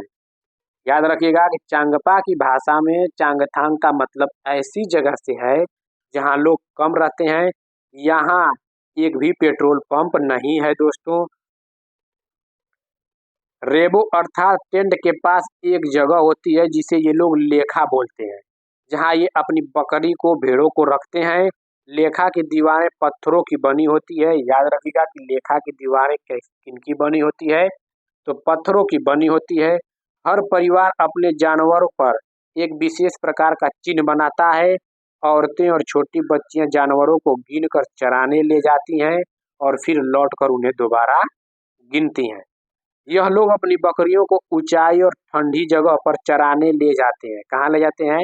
ऊंचाई और ठंडी जगह पर चराने ले जाते हैं, जिससे बकरियों के बाल घने और मुलायम होते हैं।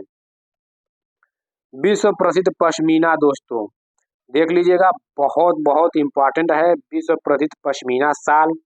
देखिए, पश्मीना शाल चांगपा लोगों द्वारा पाली गई बकरियों के बालों से बनती है। ठीक है, पश्मीना शाल चांगपा लोगों द्वारा पाली गई बकरियों के बालों से बनती है। जस्ट ऊपर जो चांगथाम पड़े हैं वही है। ये देखिए पश्मीना शाल है ये दोस्तों।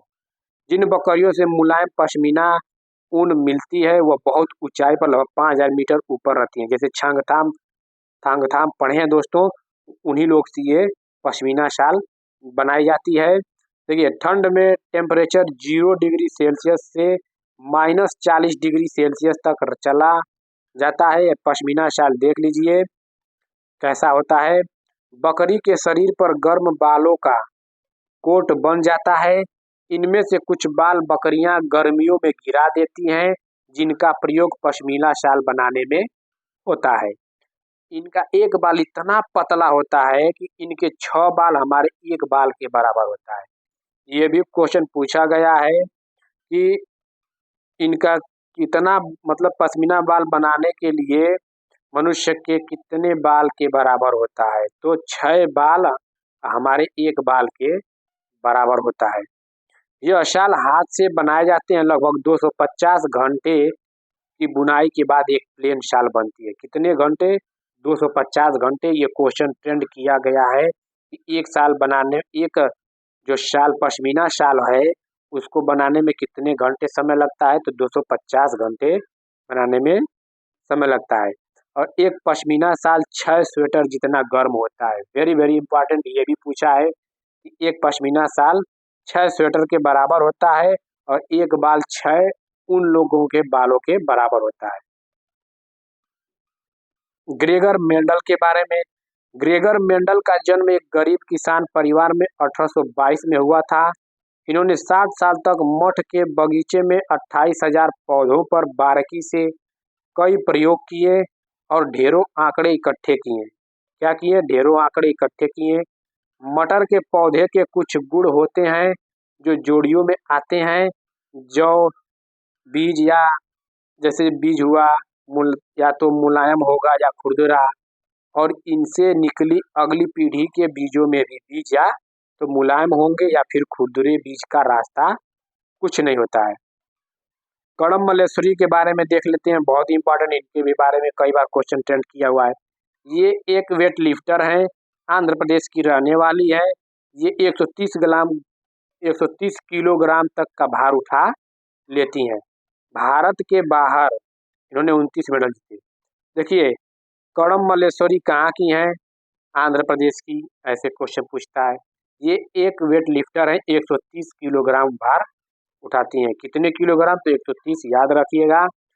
तरुण भारत संघ। तरुण भारत संघ भारत का गैर सरकारी संगठन है जो जल संरक्षण व जल के अनुशासित उपयोग को लेकर लोगों को जागरूक करने का काम करता है। तरुण भारत संघ ने पिछले 25 वर्षों में देश भर में 10,000 से ज्यादा जोहर तालाब बनवाए हैं। चलते हैं अबू धाबी घूम लेते हैं।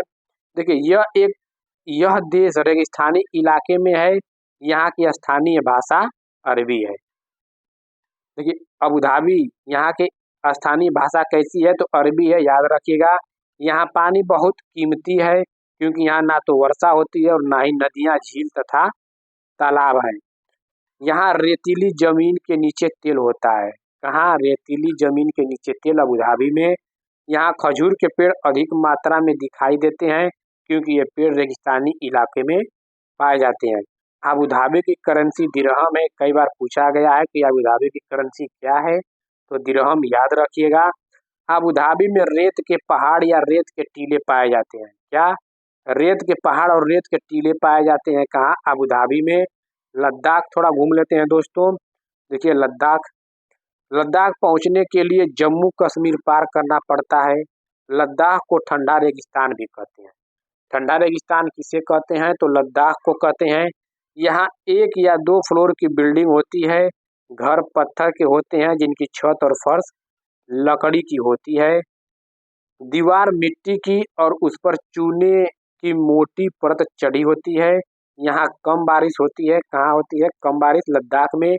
यहाँ पेड़ पौधे नहीं पाए जाते हैं। लकड़ियों की सीढ़ी का प्रयोग होता है। मोटे पेड़ का तना छत को मजबूत बनाने में मदद करता है। ग्राउंड फ्लोर में जानवरों को रखा जाता है। जब ज्यादा सर्दी पड़ती है तो खुद भी ग्राउंड फ्लोर में रहने आ जाते हैं। ग्राउंड फ्लोर में विंडो नहीं होती है।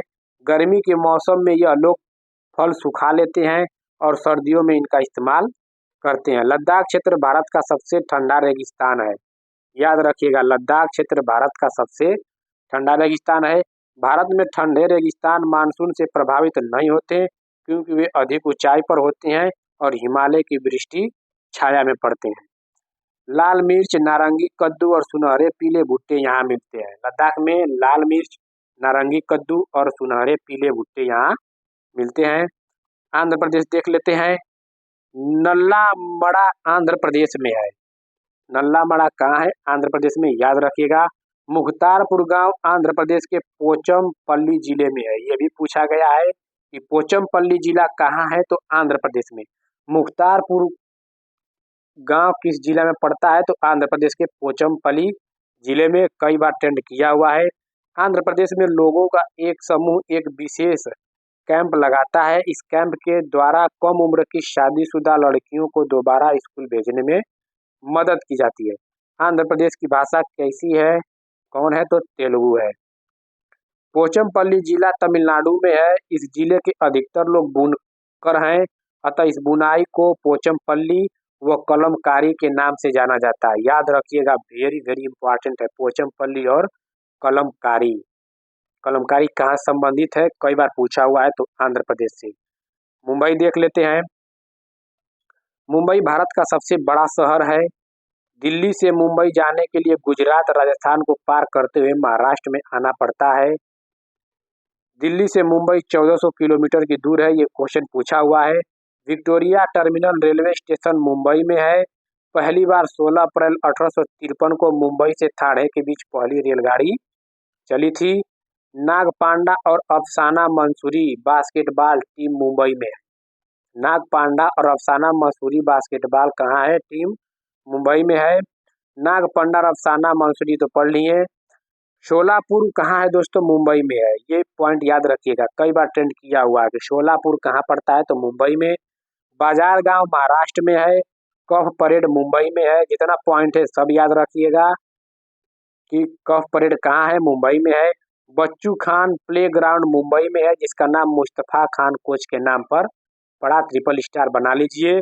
बच्चू खान प्ले ग्राउंड मुंबई में है, जिसका नाम मुस्तफा खान कोच के नाम पे पड़ा।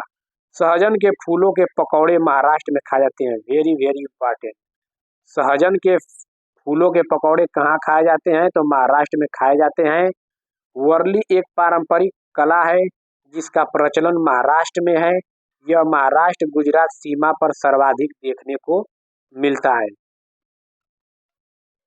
कर्नाटक के बारे में देख लेते हैं। कर्नाटक की भाषा कन्नड़ है। कर्नाटक की भाषा कन्नड़ है। बेलवनिका गांव कर्नाटक में है। बेलवनिका गांव कहाँ पड़ता है, तो कर्नाटक में पड़ता है। होलगुंडी गांव कर्नाटक में है। बच्चों की पंचायत बीमा संघ होलगुंडी गांव में है। याद रखिएगा, जितना पॉइंट है मिस मत करिएगा। उत्तर प्रदेश में देख लेते हैं। उत्तर प्रदेश का कन्नौज जिला इत्र के लिए मशहूर है। यहाँ फूलों से इत्र, गुलाब जल, केवड़ा तैयार किया जाता है। उत्तर प्रदेश में कचनार के फूलों की सब्जी बहुत बनाई जाती है। कचनार के फूलों की सब्जी कहाँ बनाई जाती है, तो उत्तर प्रदेश में। याद रखिएगा। कथक उत्तर प्रदेश का नृत्य है। वेरी वेरी इंपॉर्टेंट, इसको ट्रिपल स्टार बना लीजिए। ये कथक उत्तर प्रदेश का नृत्य है। चलते हैं मिजोरम। मिजोरम में मिजो भाषा बोली जाती है। मिजो भाषा कहाँ बोली जाती है, तो मिजोरम में। यहाँ 3/4 लोग जंगल में रहते हैं। 3/4 लोग यानी 3/4 कहाँ रहते हैं, यहाँ 3/4 लोग जंगल में रहते हैं। यहाँ की मुख्य फसल चावल है। मिजोरम की मुख्य फसल चावल है। यहाँ खेती की लॉटरी निकाली जाती है। जमीन को साझा मानकर सभी लोग को बारी बारी उस जमीन पर खेती करने का अवसर मिलता है। मिजोरम में बांस के बर्तन बनाए जाते हैं। झूम खेती मिजोरम में होती है। बांस के बर्तन कहाँ बनाए जाते हैं, मिजोरम में बनाई जाती है। झूम खेती कहाँ होती है, मिजोरम में होती है। बहुत इंपॉर्टेंट, कई बार पूछा है झूम खेती। गोलकुंडा फोर्ट देख लेते हैं। गोलकुंडा फोर्ट हैदराबाद में है। गोलकुंडा फोर्ट कहाँ है, तो हैदराबाद में है। देखिए ये गोलकुंडा फोर्ट। दीवार का भाग एक गोलाकार शेप में है, जिसे बेसंज या बुर्ज कहते हैं। गोलकुंडा की बाहरी दीवारों पर ऐसे 87 यानी कि 87 बुर्ज है। कुतुब शाही सुल्तानों ने गोलकुंडा में 1518 से 1687 तक शासन किया। इससे पहले 1200 ईस्वी में गोलकुंडा किला मिट्टी का बना हुआ था। ऊंची और गोल दीवारें दूर तक देखने में मदद करती थी, जिसे आक्रमण का पता चल जाता था। औरंगजेब यहाँ आक्रमण करने आया था पर असफल रहा। लगभग 8 महीने तक किले के बाहर अपनी सेना के साथ रहा। किले के चारों तरफ खाई थी, जिस वजह से आक्रमण नहीं कर पाया। कितने महीने? 8 महीने अपने सेना के साथ बाहर रहा। हजारों सालों से घुमंतु वर्ग कांस्य से चीजें बनाते आ रहे हैं। कांस्य, तांबे और टीन मिस्र की धातु है। कांस्य, तांबे और टीन की मिस्र धातु है। सुल्तान अबुल हसन संगीत और कुचिपुड़ी डांस का शौकीन था। गढ़सीसर देख लेते हैं। देखिए, सर यानी तालाब, इसे जैसलमेर के राजा घड़सी ने लोगों के साथ मिलकर बनवाया था। इसके दोनों तरफ पक्के घाट, सजे हुए बरामदे, कमरे, बड़े हाल आदि थे। ये देखिए, ये गढ़सीसर। मीलों तक फैले फैले इस गढ़सीसर में बारिश का पानी इकट्ठा होता था। तालाब इस तरह बनाया गया था कि जब वह पानी से भर जाता तब बाकी पानी बहकर नीचे बने हुए तालाब में चला जाता था। मतलब एक दूसरे से बड़ा गढ़सीसर, फिर उससे छोटा, फिर उससे छोटा, ऐसे बना होता था। जब वह भी पूरा भर जाता तो पानी तीसरे तालाब में चला जाता। इस तरह 9 तालाब एक दूसरे से आपस में जुड़े थे। पूरे साल पानी की कोई परेशानी नहीं होती थी, पर आज गढ़सीसर जैसे उजड़ सा गया है। 9 तालाबों के रास्तों में मकान और कॉलोनियां बन गई हैं। यहाँ इकट्ठा होने वाले पानी अब तालाब की तरफ न जाकर बेकार बह जाता है। देखिए, गढ़सीसर ऐसे थे, 9 था, ये इससे बड़ा, फिर इससे छोटा, मतलब बहुत ऐसे बनाए थे जो पानी इकट्ठा होती थी। कुआं या बावड़ी जैसे, कैसे, जैसे मान लीजिए कुआं है, ऐसे होती थी। अरिया ऐसे जो नहीं बना जाती है, कई सीढ़ियाँ, वैसे ही है कुआं या बावड़ी। सीढ़ीदार कुएं या बावड़ी जल भंडारण तथा संरक्षण की पारंपरिक व्यवस्था के साथ जल स्रोत के रूप में भी उपयोग होती थी। ये देखिए है। और अरिया ये चारों तरफ इसके सीढ़ियाँ बनाई जाती थी और नीचे गहरा कुआं या बावड़ी की तरह रहता था। दांडी यात्रा, दांडी यात्रा देख लेते हैं, बहुत इंपॉर्टेंट। सन 1930 में अंग्रेजों ने भारत के आम लोगों को नमक बनाने पर पाबंदी लगा दी थी, जिस कारण गांधी जी ने दांडी यात्रा शुरू की। उन्होंने लोगों के साथ मिलकर अहमदाबाद से दांडी के समुद्र तट तक एक लंबी यात्रा की और इस गलत कानून को तोड़ा। देखिए दोस्तों, ये कई बार पूछा है, दांडी यात्रा मतलब कहाँ से कहाँ तक? तो अहमदाबाद से दांडी के समुद्र तट तक। ठीक है दोस्तों। मिड डे मील, मध्याह्न भोजन स्कीम देश के 2408 ब्लॉकों में केंद्रीय प्रायोजित स्कीम के रूप में 15 अगस्त 1995 को आरंभ की गई थी। वर्ष 1997-98 तक एक कार्यक्रम चलाया गया, सभी ब्लॉकों में आरंभ कर दिया गया। वर्ष 2003 में इसका विस्तार शिक्षा गारंटी केंद्रों और वैकल्पिक व नौचारी शिक्षा केंद्रों में पढ़ने वाले बच्चों तक कर दिया गया। वर्ष 1997-98 तक का यह कार्यक्रम देश के सभी ब्लॉकों में आरंभ कर दिया गया। वर्ष 2003 में इसका शिक्षा गारंटी केंद्रों और वैकल्पिक व नवाचारी शिक्षा केंद्रों में पढ़ने वाले बच्चों तक कर दी गई। सुनीता विलियम्स के बारे में देख लेते हैं, बहुत इंपॉर्टेंट है। देखिए, सुनीता विलियम्स 360 किलोमीटर दूर स्पेस में गई थी। सुनीता विलियम्स ने 6 महीने से ज़्यादा अंतरिक्ष में समय बिताया। वे सबसे लंबे समय तक स्पेस में रहने वाली पहली महिला थी। कौन? सुनीता विलियम्स। सुनीता विलियम्स के अनुभव स्पेसिस में वहाँ के एक जगह बैठ नहीं पाते थे, एक जगह से दूसरी जगह तैरते रहते थे, पानी भी नहीं रुकता था, बुलबुले बन के फ्लोट करता था, चेहरा या हाथ धोने के लिए बबल पकड़ना पड़ता था और कागज गीला करना पड़ता था। वो अपना अनुभव साझा किए। वह कंघी करने की आवश्यकता नहीं थी क्योंकि बाल हमेशा खड़े रहते थे। मान लीजिए ऐसे रहेगा तो बाल हमेशा ऐसे खड़े रहते थे, तो कंघी नहीं कर पाते थे। तो अपना जो जितना एक्सपीरियंस उसमें किए सब वो साझा किए। वहाँ टहल नहीं सकते थे और फ्लेट करने की आदत हो गई थी, एक जगह पर रुकने के लिए खुद को बांधना पड़ता था। नील आर्मस्ट्रांग चांद पर उतरने वाले प्रथम व्यक्ति थे। वे चांद पर 1969 में गए थे। इंपॉर्टेंट है, इसको स्टार बना लीजिए। नील आर्मस्ट्रांग चांद पर उतरने वाले प्रथम व्यक्ति थे। वे चांद पर 1969 में गए थे। भारत अर्जेंटीना के विपरीत देशांतर पर है, इसलिए भारत के लोग अर्जेंटीना के लोगों के सापेक्ष उल्टे हैं। कई बार ये क्वेश्चन ट्रेंड किया हुआ है। तो भारत देखिए अर्जेंटीना के विपरीत देशांतर पे है, इसलिए भारत के लोग अर्जेंटीना के लोग के सापेक्ष उल्टे हैं। ठीक, याद रखिएगा। पूछिएगा किसके उल्टे हैं, किसके सापेक्ष, तो अर्जेंटीना के। चमकता सितारा, सूर्यमणि एक चमकता सितारा यानी कि गर्ल स्टार है। चमकते सितारे उन साधारण लड़कियों की असाधारण कहानियां हैं जिन्होंने स्कूल जाकर अपनी जिंदगी बदल दी। ये देखिए, ये चमकता सितारा जी हैं, एक आदिवासी से बिलोंग करती थी। सूर्यमणि चाहती थी कि लोग त्योहारों पर अपने गीत गानों को गाएं, उन्हें भूले न, और अपने पहनावे को चाव से पहने। क्या करें, अपने पहनावे को चाव से पहने। जड़ी बूटियों की समझ और बांस की चीजें बनाने की कला बच्चे भी सीखे। इनका ये बहुत मतलब कि बहुत योगदान था इनका। सूर्यमणि 21 साल की थी जब उसने वासवी दीदी और कई लोगों की मदद से एक केंद्र खोला। उसने इस जगह का नाम रखा तोरांग। कुड़ुक भाषा में तोरांग का मतलब होता है जंगल, याद रखिएगा। तोरांग रखा, और कुड़ुक भाषा में तोरांग का मतलब होता है जंगल। कई बार पूछा है कि तुड़ुक भाषा में तोरांग का मतलब क्या होता है, तो जंगल होता है। बछेंद्री पाल, बछेंद्री पाल भारत की पहली और विश्व की 5वीं महिला थी जिन्होंने माउंट एवरेस्ट की चोटी पर चढ़ाई की। बछेंद्री पाल बचपन में ही एक पिकनिक में गई थी जहां वे 4000 मीटर ऊंची चोटी पर चढ़ गई थी। तब ये कुल 12 वर्ष की थी। कितनी वर्ष की थी? 12 वर्ष की थी। ये उत्तराखंड के गढ़वाल एरिया में नाकुरी गांव में बड़ी हुई। इन्होंने नेहरू इंस्टीट्यूट ऑफ माउंटेनियरिंग से अपनी ट्रेनिंग ली। इनके गाइडर ब्रिगेडियर ज्ञान सिंह थे। इनके गाइडर कौन थे? ब्रिगेडियर ज्ञान सिंह थे।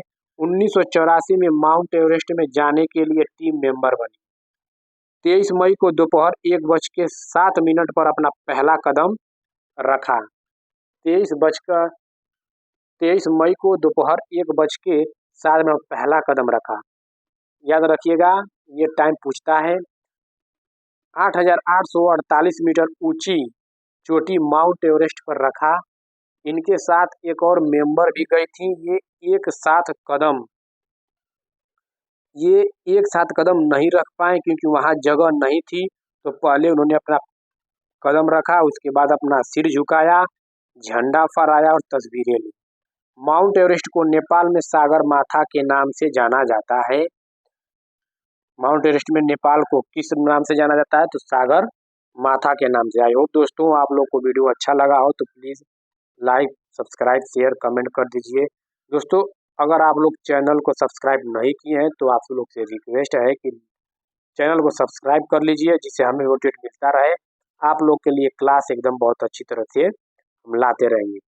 अलब रूनी, देखिए दोस्तों कंटेंट बहुत तैयार करने में समय लगता है, बहुत मेहनत लगा इसको हम कंटेंट तैयार करने में। अलब रूनी के बारे में देख लेते हैं। 1000 से भी ज़्यादा साल पहले एक यात्री भारत आए। इनका नाम था अलब रूनी। क्या नाम था? अलब रूनी। अलब रूनी जिस देश से आए थे उसका नाम उज्बेकिस्तान था। देखिए यही क्वेश्चन कई बार पूछा हुआ है। अलब रूनी किस देश से आए थे? तो उज्बेकिस्तान से। बहुत लोग अफगानिस्तान, तो कौन कौन स्थान मार देते हैं, तो उज्बेकिस्तान याद रखिएगा कि अलब रूनी कहाँ से आए थे? उज्बेकिस्तान से। अलब रूनी ने बहुत ही बारीकी से चीज़ों और जगहों को देखा और उनके बारे में लिखा, खास तौर से वे जो उन्हें अपने देश से अलग लगी।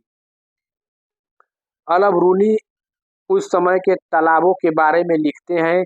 यहाँ के लोग तालाब बनाने में तो माहिर हैं, अगर हमारे देश के लोग इन्हें देखेंगे तो हैरान ही रह जाएंगे। बहुत बड़े बड़े भारी पत्थरों को लोहे के कुंडों और सीढ़ियों से जोड़कर तालाब के चारों तरफ चबूतर बनाए जाते हैं। इन चबूतरों के बीच में ऊपर से नीचे जाती हुई सीढ़ियों की लंबी कतारें होती थीं। लोगों के उतरने चढ़ने के रास्ते अलग अलग होते थे। यहाँ कभी भीड़ लगने से परेशानी नहीं होती है। आज इतिहास पढ़ने वाले लोगों को अलब रूनी की किताबों से उस जमाने के बारे में बहुत कुछ पता चलता है। ये थे अलब रूनी। झूम खेती देख लेते हैं, बहुत ही इम्पोर्टेंट है दोस्तों। देखिए झूम खेती का तरीका बिल्कुल अलग है। एक फसल काटने के बाद जमीन को कुछ साल तक ऐसे ही छोड़ देते हैं, उसमें खेती नहीं करते। इस जगह को बांस या जंगल उग जाता है, उसे उखाड़ते नहीं, बस गिराकर जला देते हैं या राख जमीन में खाद का काम करती है। दोस्तों ये क्या है कि जहाँ खेती करते थे, खेती करने के बाद जो घास फूल रहती थी उनको जला देते थे और वही खाद के रूप में काम करती थी। यही झूम खेती है, खाद का काम कर देती है। जमीन को जलाते हुए आसपास के पेड़ न जले, जंगलों को नुकसान न पहुंचे, इसका भी ध्यान रखना पड़ता है। फिर जब इस जमीन में खेती की बारी आती है तो जमीन को जोता नहीं जाता, मिट्टी को हल्के से हिलाकर बीज छिड़क देते हैं। क्या करते थे? बीज को छिड़क देते थे। एक ही खेत में अलग अलग तरह के बीज जैसे मकई, सब्जियां, मिर्च और चावल बोए जाते हैं। दोस्तों फसल के समय भी अनचाही घास और पौधों को उखाड़ते नहीं हैं, उन्हें गिरा देते हैं ताकि वे जमीन की मिट्टी में मिल जाए, इससे भी जमीन उपजाऊ बनती है। दोस्तों देखिए इतना कम समय में दोस्तों आप लोग के लिए कितना कितना कंटेंट जोरदार लेकर आए हैं। दोस्तों बस आप लोग से यही रिक्वेस्ट है कि चैनल को सब्सक्राइब कर दीजिए, जिससे हमें भी मोटिवेट मिलता रहे। स्थानांतरित खेती या झूम खेती उत्तरी पूर्वी पर्वतीय तथा आदिवासी क्षेत्रों में की जाती है। इसे जनजातीय कृषि भी कहा जाता है। झूम खेती को जनजातीय कृषि भी कहा जाता है। दोस्तों थोड़ा प्रकाश संश्लेषण के बारे में देख लेते हैं, यहाँ से भी क्वेश्चन बना हुआ था। प्रकाश संश्लेषण, पत्तियां पादप की खाद्य फैक्ट्रियां होती हैं। जल एवं खनिज वाहिकाओं द्वारा पत्तियों तक पहुंचाए जाते हैं। ये वाहिकाएं नली के समान होती हैं तथा जड़, तना, शाखाओं एवं पत्तियों तक फैली होती हैं।